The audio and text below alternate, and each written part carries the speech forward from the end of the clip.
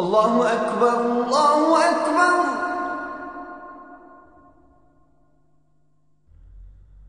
الله أكبر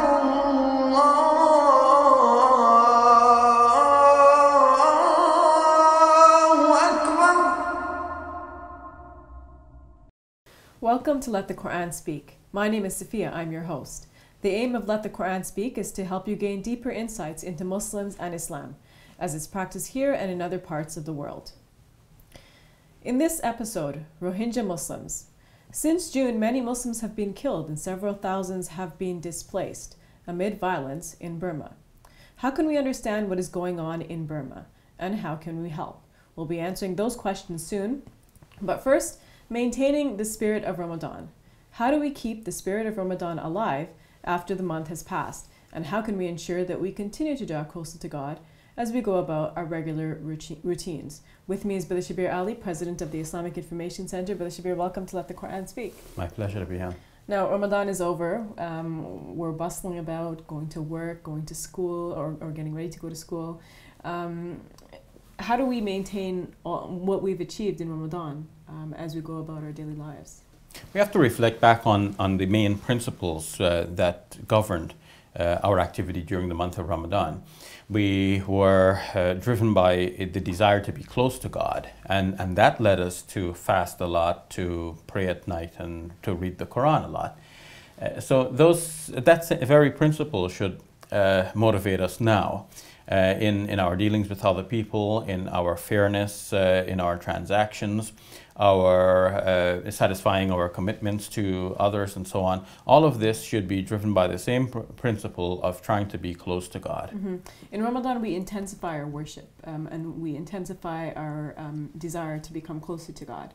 What do we do afterwards to keep up that intensity? Is it even possible to keep up that intensity? Yes, it is possible, and at the same time we should recognize that we will not obviously have the same fever of faith as we had during the peak time, that is Ramadan. That fever will drop a little bit, to be sure, but it is possible to maintain the lessons that we come out of Ramadan with. And some of the practices that we were accustomed to in Ramadan can actually continue with us even after Ramadan. Mm-hmm. So we were reading the Quran a lot in Ramadan. Now, perhaps not with the same intensity, but certainly we can consistently read, let's say, a page a day of the Quran.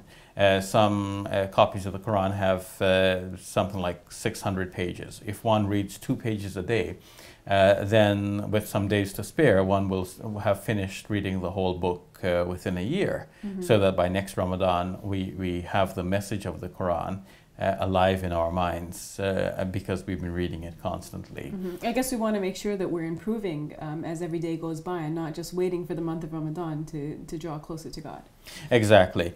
We fasted a lot in Ramadan, and it is also possible to fast after Ramadan is over, but voluntary fasts, mm-hmm. and not 30 days in a row, but a few days here and there. What are some of the recommended fasts? Well, 6 months and 6 days in the month immediately following the month of Ramadan. That is called Shawwal in the Arabic. It begins with the day of Eid, but the day of Eid, or the festival, is a day in which Muslims are forbidden to fast. It's supposed to be a day of festival, not of fasting. But 6 other days of that month is recommended for fasting, and it is even narrated in a prophetic saying that if a Muslim were to fast in the month of Ramadan and then 6 days in the following month, then he or she will be rewarded as if they had fasted continuously throughout life. And apparently the reason for this is that each deed is rewarded 10 times over. So if one fasts the 30 days of Ramadan plus 6 days in the month following, times 10, or one that is rewarded times 10, the reward turns out to be a greater number of days than even the lunar year contains. Mm-hmm.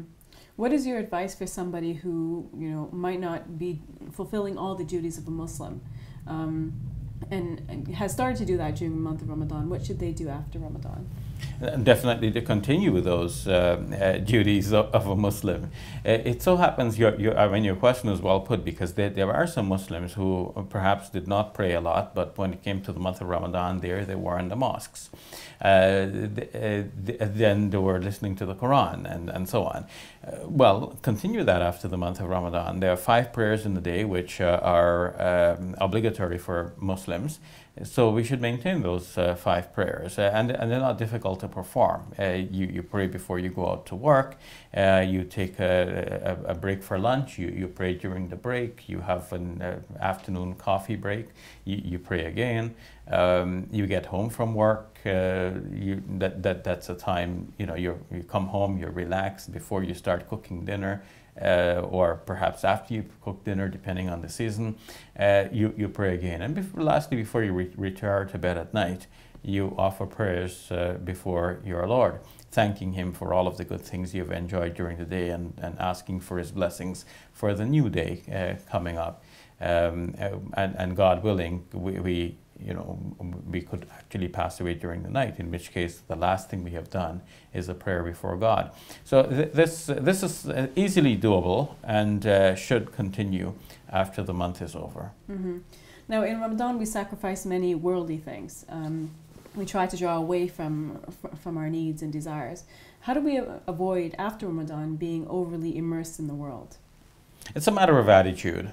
In Ramadan, we have learned to recognize that the life hereafter is the most precious part of our existence. So after Ramadan, that should not change. It shouldn't be that now suddenly we have reoriented ourselves and we're giving maximum importance to, or sole importance to, the physical world in which we now live. We should, in fact, keep our priorities in order and balance the two. This world and the life hereafter. Work for this world, certainly, but also keep our life hereafter in view, knowing that ultimately is where we're going to spend eternity, and that is what we need to make better, rather than the temporary life that we now enjoy. Mm-hmm. Now, we've talked a lot about worship, but in Ramadan we also become aware of the fact that we don't need to sleep as much, and we don't need to perhaps eat as much, and fulfill other baser desires. What are your thoughts on that? Definitely that attitude should continue after the month of Ramadan, because we find often that people are driven by the need for food and just the luxury of oversleeping.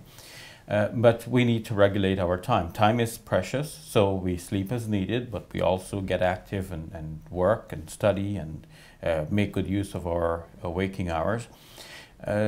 Eating is important. Nourishment of the body is essential, but at the same time we should not be overeating. A recent report showed that 34% of the people in the United States of America are obese, and some people are morbidly obese. These are terrible statistics to work with. By fasting during the month of Ramadan, we learn that our bodies do need nourishment, but we can survive on a lot less than we normally do. And we then just realize that we don't need to eat on instinct, just the impulsive type of eating whenever we feel like eating. No, you eat when you are hungry, and you can stop eating before you start feeling full. Mm-hmm. There are some good habits that we cultivate during Ramadan. You mentioned keeping time. We regulate when we eat and when we stop eating, when we pray and when we stop praying. And other things like patience and honesty are developed during Ramadan. I guess these are important to cultivate as well during the rest of the year. In fact, if we did not cultivate these things during the rest of the year, then our whole observation of Ramadan is questionable. What was the benefit of Ramadan then? If we have come out of a school and we were not obviously aware of the lessons that are taught in that school, then something is really questionable about our very presence in that school. Ramadan is like a school. It's supposed to train us, and we are supposed to emerge as graduates with the degrees to show for it. And the degrees will show not written on a piece of paper, but in our actions, the way we deal with others, the patience we show in the face of hardship and difficulty. All of this will register that we have come out of the school of Ramadan. Mm-hmm. Do you think it's important to set a plan, to come up with a sort of timetable of things that you want to achieve during the year, or something like this? It's always good to have a plan and to work that plan and to revise it as needed, but to have a plan. Without a plan, one might have great ideas and good intentions, but things do not materialize.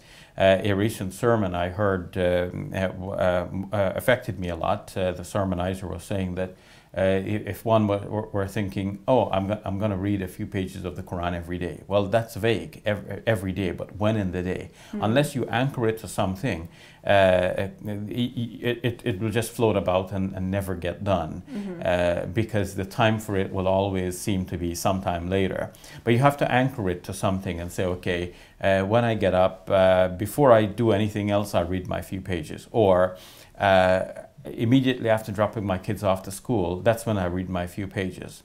And sometimes we think, okay, when I return home, but then you return home and you get caught up with other things. If you find that happening, you say to yourself, okay, well, I'll stop in the school parking lot and there I'll read my few pages before leaving the school parking lot, so that I don't get caught up with something else. So now this becomes your plan, and you have anchored what you needed to do with something that is concrete, and you make sure now that it's not floating about as a vague idea with the hope that it will get done. All right, thank you for that, Bashir. You're welcome. We'll take a break. When we return, we discuss the Rohingya Muslims in Burma.